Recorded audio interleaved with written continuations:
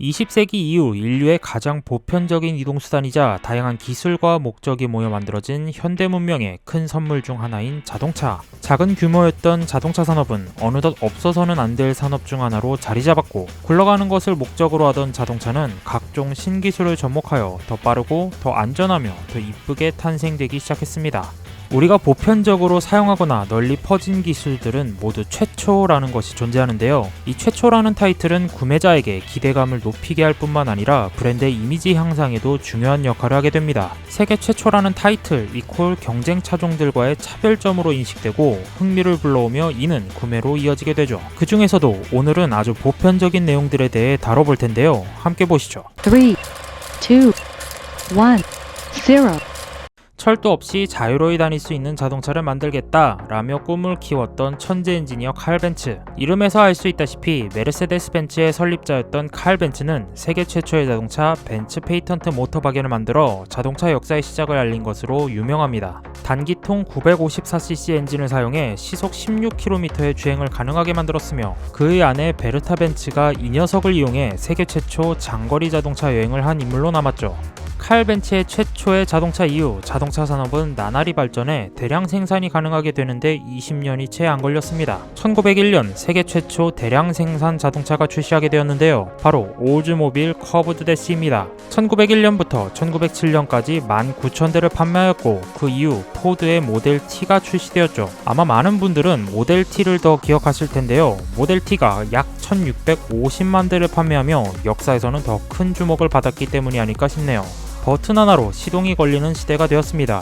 하지만 초창기에는 시동을 걸기 위해서 크랭크 축에 막대를 연결한 후 직접 사람이 돌려줘야 시동이 걸렸죠. 지금은 조수석이라는 말을 그저 운전석 옆에 좌석을 뜻하는 것으로 알고 있으나, 실제 조수석이라는 단어는 시동을 걸어주는 사람을 태우는 좌석을 위해 붙여진 이름이라고 합니다. 또한 글로브박스라는 단어 또한 운전 조수가 기름때를 만진 장갑을 넣어두기 위한 수납 공간이란 의미로 붙여진 이름이라고 합니다. 그래서 이런 조수가 필요 없게 전기 모터를 통한 시동이 가능하게끔 만든 세계 최초의 차량은 바로 1912년에 출시한 캐딜락 투어링 에디션입니다. 이미 1903년 클라이드 콜만에 의해 개발되었지만 이것을 델코에게 판매했고, 이를 GM이 사들이면서 양산화로 진행된 것이죠. 포드의 모델 T 또한 1919년부터 스타터 모터를 장착시켜 출시되었습니다. 지금이야 나무 자재를 자동차에 사용한다? 라고 하면 말도 안 돼 라고 생각하실 텐데요. 실제 초창기의 자동차들은 원목을 사용해 만들었으며, 철로 만들기 시작한 최초의 자동차는 1913년 다찌였습니다. 나무보다 가벼웠으며 단단했죠. 이후 캐딜락, 크라이슬러, 메르세데스 벤츠, 시트로엥, 포드의 자동차들도 점차 차체를 강철로 만들기 시작했습니다. 과시의 상징으로 유명한 V8 엔진은 그나마 현대적인 기술이 아닐까 생각하실 수 있을 텐데요. 1914년 이전에 롤스로이스가 V8 엔진을 최초로 만들었으나 양산에 실패하고 1914년 캐딜락이 5400cc V8 엔진을 장착하며 최초의 V8 양산 차량으로서 성공했습니다. V8 엔진이 1914년에 나왔으니 V12 엔진은 진짜 현대적인 기술이 아닐까 하지만, 캐딜락 이후 1년 만인 1915년 미국 자동차 제조사였던 패커드에서 패커드 트윈6에 장착하며 출시가 됩니다. 6945cc V12 엔진을 넣고 3단 수동 변속기를 사용해 88마력의 성능을 가지고 있었습니다. 물론 7000cc가량의 V12 엔진을 얹었는데 고작 88마력이라 생각하실지 모르겠습니다만 당시에는 획기적이었죠. 지금은 없어지고 있는 추세인 디젤 엔진은 사실 자동차가 처음 양산화되던 시절부터 있는 기술이었으나 트럭에만 탑재를 했었고, 승용차에 탑재되기 시작한 것은 1936년 메르세데스 벤츠 260D부터였습니다. 45마력의 최고 시속이 95km였죠.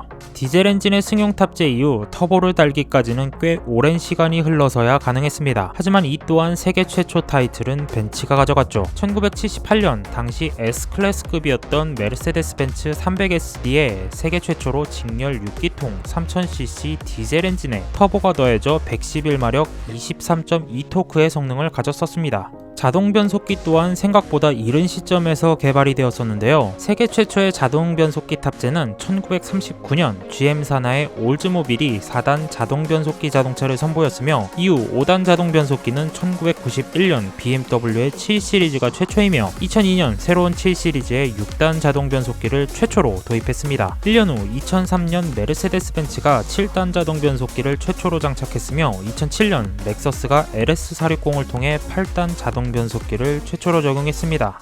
그 이유도 궁금하시죠? 2014년 지프 체로키를 통해 세계 최초 9단 자동 변속기 차량이 등장했으며 2017년 렉서스 LC가 세계 최초로 10단 자동 변속기를 장착하였습니다. 지금도 깡통휠은 최하급 옵션에 달려있기도 합니다만 대부분은 알루미늄 휠을 달고 있습니다. 또한 튜닝에서 빠지지 않는 부품이 휠이기도 하죠. 세계 최초 알루미늄 휠을 도입했던 곳은 부가티였습니다. 1924년 부가티 타입 3호에 최초로 사용하며 양산화가 되었습니다만 실제 다른 제조사에서도 양산화하기 시작했던 것은 1960년대였습니다. 그만큼 부가티의 기술력은 엄청나게 앞섰던 것이죠.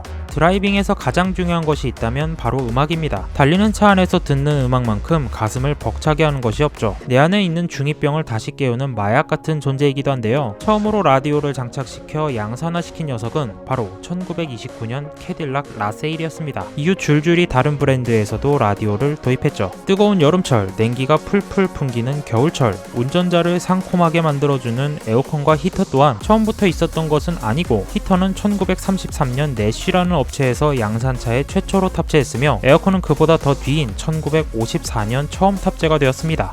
차량의 바퀴가 헛도는 것을 방지해주는 트랙션 컨트롤은 1971년 GM 산하의 브랜드 뷰익 리비에라에 최초로 장착되었으며 장거리 이동 시 피로감을 덜어주는 크루즈 컨트롤 시스템은 1957년 크라이슬러 임페리얼에 최초로 탑재되었습니다. 또한 탑승자의 안전을 책임져주는 최선의 보호 조치인 에어백은 1974년 GM 산하 브랜드인 뷰익, 캐딜락, 올즈모빌의 최상급 모델에 최초로 장착되었습니다.